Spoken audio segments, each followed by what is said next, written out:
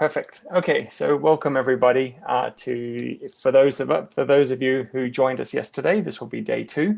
For those of you who are joining us for the first time, welcome to the day 1 day of the conference where we're talking about teaching English in global contexts and teaching in English in global contexts. We've purposely named the theme after the network, which is one of the groups that's organizing the conference, as a way to kind of get the name of the network out there. And as Tim mentioned, we're really looking to foster connections between those people around the world who have contextual professional knowledge to get into a scholarly discussion about implications of the global spread of English and what this means for language teaching and in contexts such as English medium instruction context. And so today we're focusing on the first theme of that network, which is teaching English in global contexts. So we're 3 groups looking at 2 themes this weekend with one shared vision. So the first organizing group is the group that I'm part of. So I should probably have introduced myself. So I'm Heath Rose from the University of Oxford.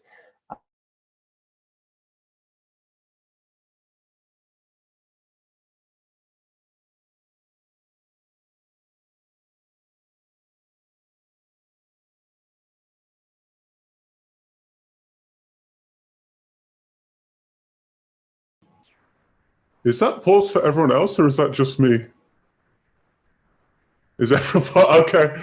Heath, I don't know if you can hear this, but I think your screen is paused for a second. Oh goodness. All right. Okay. Well,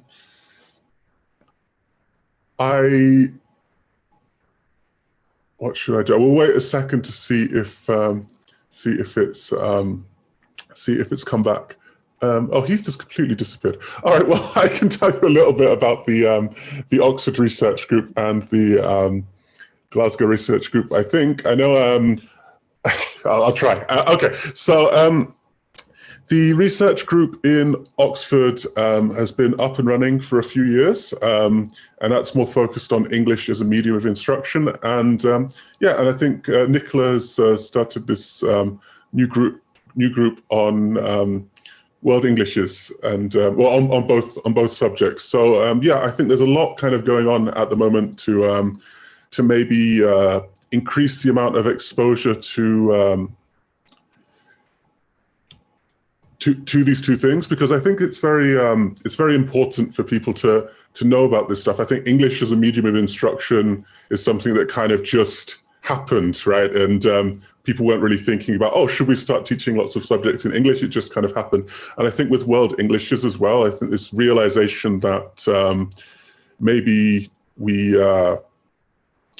we need to think about what type of English or what types of English we're teaching in the classroom is something that I guess it doesn't get covered too much on the CELTA and or other courses, and I guess it's hard to find the information. Heath is back. You can rescue me from trying to do a terrible Heath Rose impression. I'm very sorry, everybody. Okay. My internet at home drops out for a couple of minutes every day, a couple of times. And of course, it has to happen during my 10-minute introduction. Okay. Well, I'll say a little bit about the importance of the group and of EMI and Global Englishes. So I don't know if you want to try and yeah, I'll take it. Things away. Okay. Yeah, thank you. Okay. Can you see my screen again? Yeah, that's working. Yeah. Okay. And so you see, I'm guessing you introduced what Excite ELT does then, Tim. Is that right? Yeah. Okay, and so I was just saying we're really excited to partner with groups like Excite ELT, who try to organize innovative,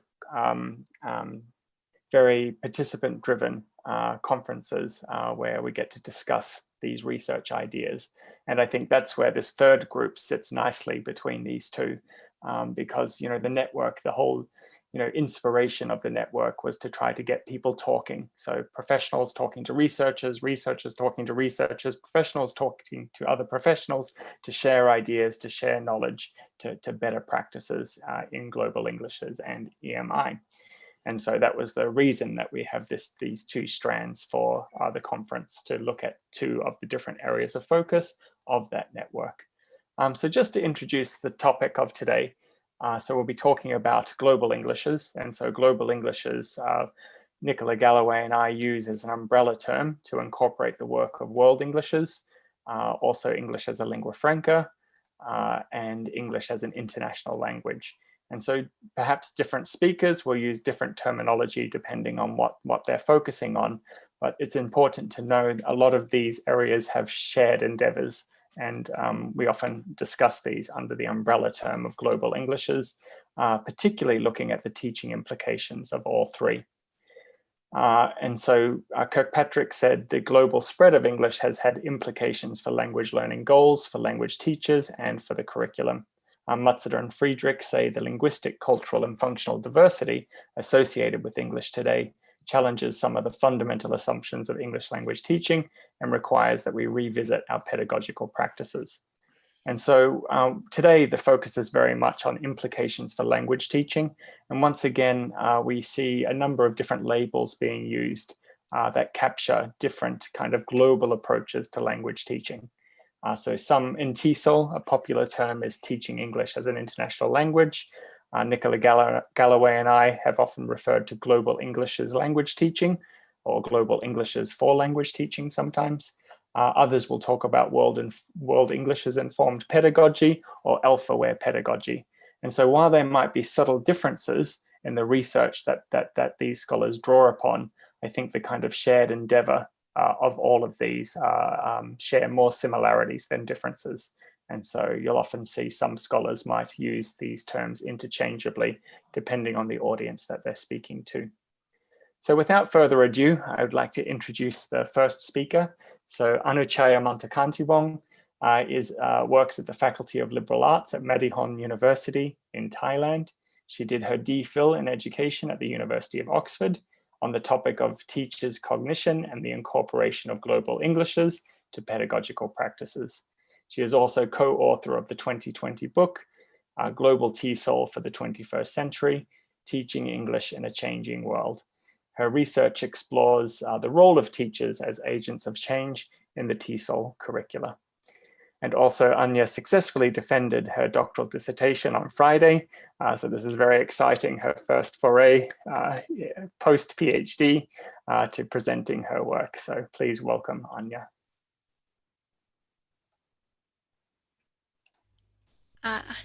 Hello, everyone. I hope you can hear me now. This is my first time presenting online, like virtually, so it's quite unusual, but it's also very exciting for me to work around all these different buttons and to get to see everyone's screens as well. I mean, like all of your faces. But thank you, Heath, for the introduction to start off our second day of the conference. And let me see if I could share my screen.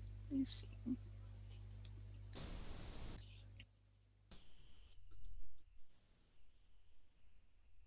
Okay.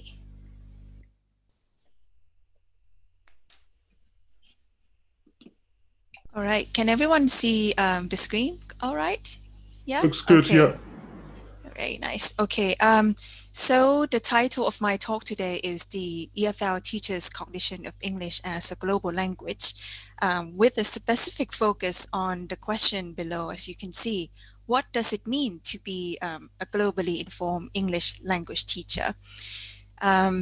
So while you listened, I invite all of you to think about your response, and which will be discussed later on in the session. So to give you a little bit of an overview, I'll begin with a brief summary of my research, which my today's talk is based on. I'll talk about the study background and research questions, the methodology I use. Then I'll show you some of the findings that are most relevant to today's topic before moving on to the study's key takeaways to finish the presentation. Let's start with the research background. So the study was conducted in light of this shift in today's English pedagogy, where we expect teachers to better prepare language learners and both in terms of skills and general awareness of the diverse ways English is used by users around the world nowadays. So these expectations have been generated in part by researchers working in many emerging fields, and one of them is global Englishes. So researchers have been calling for actions. They've been proposing, some redefinition of what it means to be teaching English as a global language nowadays. So that need has long been, advocated in the research community, but very little has been discussed about the voice of the teachers, who I think are the very people who bear the biggest load of expectations in order to carry out change. So I started this study under the assumption that it is the teacher who are in the best position to achieve the needed change. So unless we find out what the teachers understand or believe about who they are and why they do what they do as a language professional, any positive change or any educational innovation we want to introduce may not materialize. So the overarching goal of the study is to understand how the global spread of English has impacted the teachers' conceptualization of English and how such perception surface in their local classroom. Here are the three research questions, and the first one wants to find out about the teachers' ideological views on English and the extent to which these views are realized in their practice. The second research question seeks to understand how the teachers develop and perform their EFL teacher identity from a global English's perspective. And the last research question aims to investigate how the teachers make sense of what they understand to be global approaches to English language teaching, and whether or not it is possible to incorporate all of these global perspectives into their local classrooms. So this talk is based on my ethnographic multiple case study in 2 public universities in Thailand. It was conducted over a 6-month period of the first semester of the academic year during 2017 to 2018. A total of 7 EFL English teachers. So they're all working in an EFL undergraduate program from each university took part in the study. And I used multiple methods to obtain the data, including the focus group, individual interviews, classroom observation, and document analysis. So the 3 research questions have yielded 3 key topics in the findings, and these include the teachers' ideological views on English, their EFL teachers' identity, and their classroom practices. Today's discussion is organized around the theme of tension and the broader issue of the theory-practice divide we have been familiar with. So in the context of my study, this divide was manifested as a mismatch between the teachers' awareness and their lack of action as they negotiate the multiple ideologies, both within themselves and with the external realities.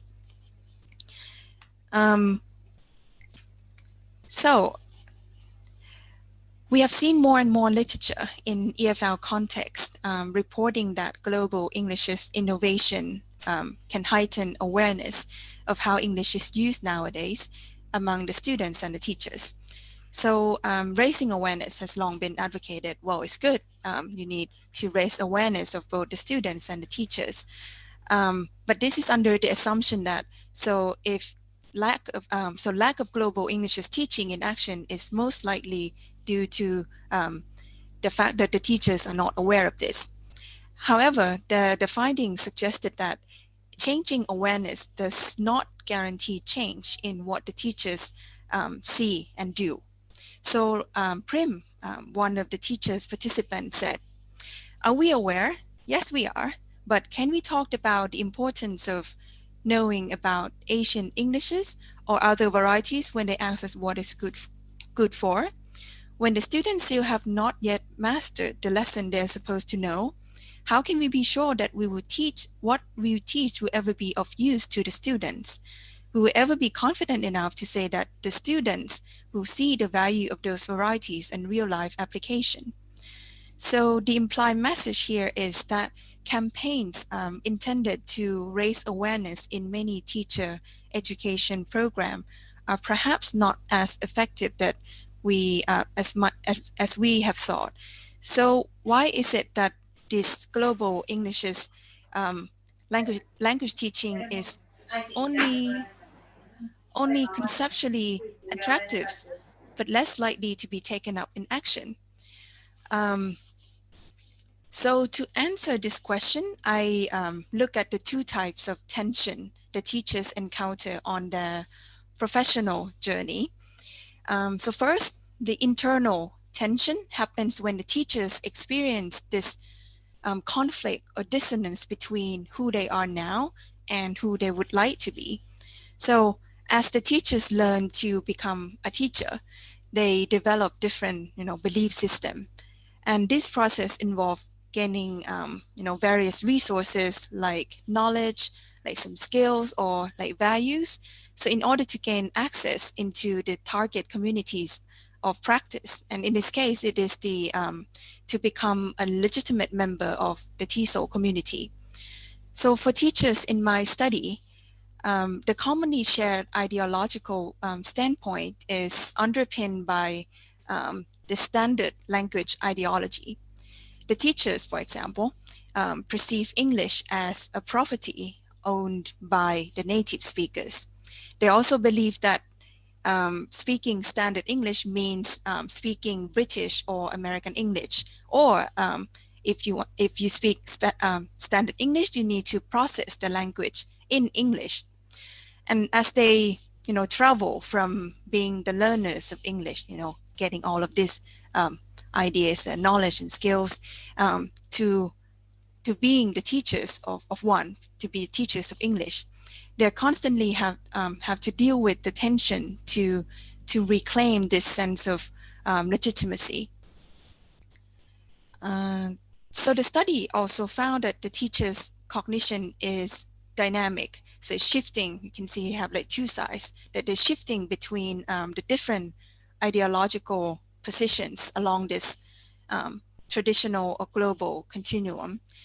But for some certain aspects of the beliefs, like language ownership or instructional materials of choice, or like course allocation, so the teachers might identify more strongly with the traditional ELT perspective.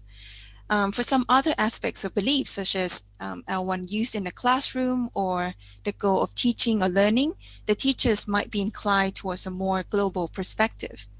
And given this overlap, this dynamic like shift between different ideological standpoints, when the teachers may see change as necessary, like the way the Global Englishes researchers have proposed change, they also face many difficulties because they try to disrupt this status quo. The teachers have to reconcile not only the tension that arises due to the established native norms, but also the tension that presented by the research community in the form of what we see as a proposal for change. We have learned from the findings that while the teachers are generally aware of English diversity, this awareness was peripheral and rarely observed in the practice. And this is not surprising, given that Global English's language teaching, or like GELT, as Rose and Galloway suggest, may be new to many, particularly in the sense that it involves a new way of looking at the English language. Learning to teach is not just memorizing content and strategies, but rather is more about adopting a whole new identity as a teacher. And it also means you take on behaviors, new discourses, and ideologies associated with the teachers within a particular school of thought.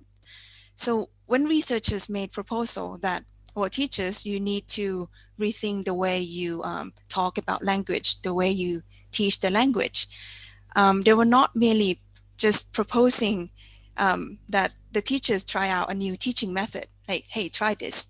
Rather, they were asking that the teachers adopt a new set of ideologies and that the teachers reconstruct their identity accordingly. So for teachers growing up invested in becoming this part of a traditional norm-bound teaching community, the proposed change might be interpreted as, like a site of struggle, another external tensions that needs to be reconciled.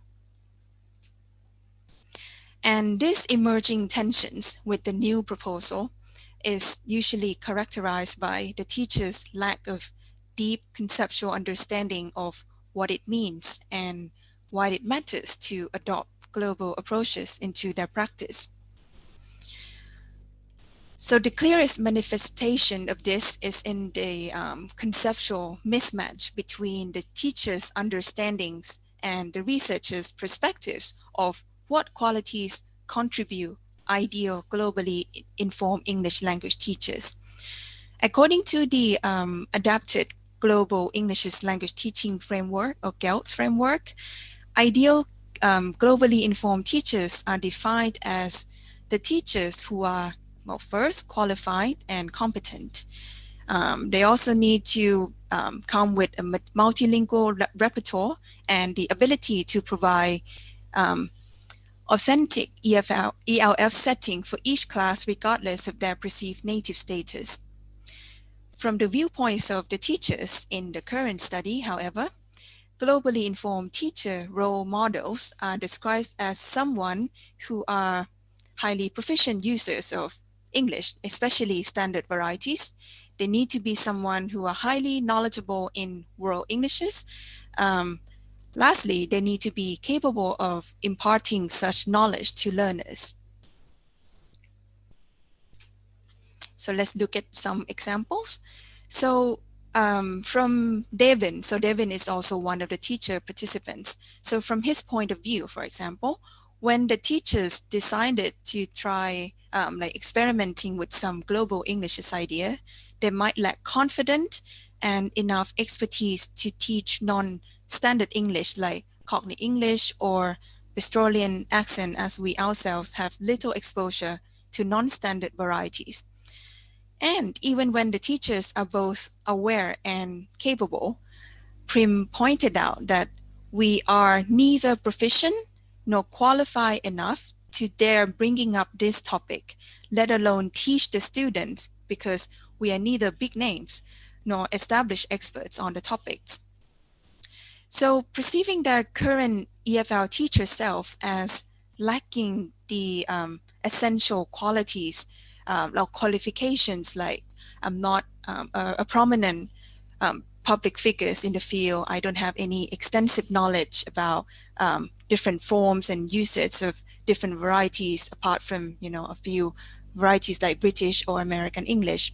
So no doubt the teachers were reluctant and sometimes even discouraged to introduce this globally informed English lessons into their classroom. So apart from the teachers' current perception of their like present professional selves, the teachers' identity goals, so it's something that has not yet happened, but it's something that they aspire to be, so who they want to be in the future, were also found to shape how they respond to global English initiatives. The findings review how the teachers define their ideal EFL teacher selves in terms of their expectations for the students' achievement. For example, Nat's ideal teacher self was a teacher who attends to the student questions, delivers an entertaining lesson, and makes sure the student left the course more motivated to learn more on their own. Alvin described his identity goal in relation to his students' positive learning experiences. He said, "I'm training myself to become more effective in my teaching. I want to be remembered by the student as a teacher who teaches a fun class. Whenever they talked about Ajahn Alvin's class, they will picture fun activities, excellent teaching techniques, and useful lessons for daily life." So in the present study, since as we can see, as I show you here, since the teacher's self-perception of their EFL teacher's identity, both current and future, does not match with any of the perceived desirable qualifications of globally informed model teachers. So the teachers feel less confident, they feel less able, and therefore feel less inclined to introduce global Englishes in their classroom. In other words, the idea of attaining the identity of a globally informed teacher, when we discuss this in reference to the GELT framework, it seems neither feasible, because they would say, well, I don't think I'm qualified for this. Or they would say this is not desirable. I don't want to become this kind of teacher. So what are the key takeaways from this? Okay, so I have 3 of them, and the first one is that the findings has important implications for potential improvement to the current GELT framework, so which captures only this external views of the teachers. We have learned that the teacher's cognition is multi-dimensional and dynamic, shifting all the time, and it involves not only how they are perceived by others, but also how they perceive themselves, whether it be their self-image, their ability, or their self-worth. What we need, therefore, is a clearer description of the teachers that includes the teacher's self-belief, so what they believe about themselves, in order to sufficiently capture the complexities of the teachers' inner lives. The second implication is that expectations for the teachers need to be communicated more clearly. Given that global English is new, so therefore it's complex and is subject to different interpretations by many people, research communities may want to engage practitioners in a more meaningful way, especially when what they propose, like the proposed change, is locally consequential. So the teachers should not be expected to just passively listen to what the experts in the field are determined to offer, but rather they should be provided with channels, like the channels through which they can actively ask the expert about the topics that they find relevant to the context of their own context. And the final implication is how the language teacher education can provide a space for the teachers to draw on many different resources to build the sense of professional agency. Because for me, I believe that when these teachers have a complete understanding, complete grasp of their own belief and how their beliefs impact on their practice, and only then can they maximize this sense of agency to facilitate any change they want to see happen in the classroom. And that's all for today, and well, thank you so much.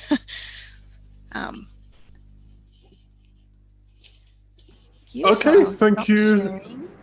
Yeah, thank you so much. That was really, really interesting. So we've already had a lot of good chat going on in the chat. Yeah. So we're going to move people into breakout rooms in a second. So the way this is going to work is is we will have some Google documents. So in the Google documents, you'll be able to see, I'll just post them. Give me 1 second. Is that right? That's right, yeah. Okay, so we're going to put you all into breakout rooms. Now, at the top of your screen, you'll be able to see the number of your breakout room. And so you can just find the correct Google document and then find your group number in the Google document. And what you don't have to, but what I'd really like people to do is if one person in each group can kind of volunteer to be maybe kind of a scribe for each group and make some notes. And then that way, it's a really easy way for the presenters to kind of see what you've been talking about. And then at the end, we might, if you have any questions, you can add them in there as well. And we will try and kind of address any of those and address any themes that are emerging from the Google documents as a whole. So does that make sense to everyone? Everyone can see the Google documents? Okay, just give me 1 second. All right, so I'm going to move you all into breakout rooms now. So enjoy your discussion and have a good time. And we'll see you all in 15 minutes. We will finish up.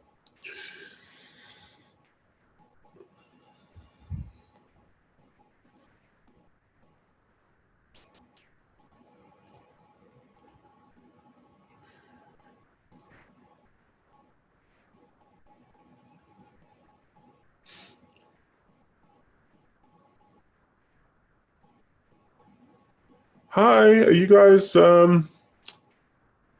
about? Andrew's just joined as well. Hello? I think we've got some people who are away from keyboard.